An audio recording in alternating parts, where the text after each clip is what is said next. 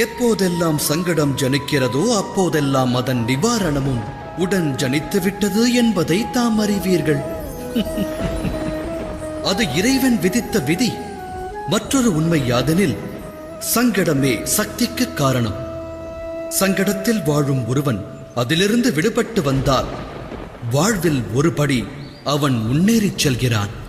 அதன் மூலம் கிடைக்கின்ற அற்புத சக்தியானது அவனுக்கு மட்டும் நன்மை பயப்பதல்ல, அதனால் அகிலமே நன்மை பெறுகிறது. அது உண்மைதானே?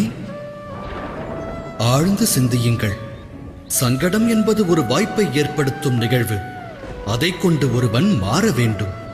அது உயர்ந்த எண்ணங்களை சிந்திக்கும் வாய்ப்பை தருகிறது. ஆத்ம சக்தியை பெருக்கி ஞான வழியை தேர்ந்தெடுக்க உதவுகிறது. அதை செய்பவனை எந்த சங்கடமும் நெருங்குவதில்லை. ஆனால் சாதிக்க தவறுபவன்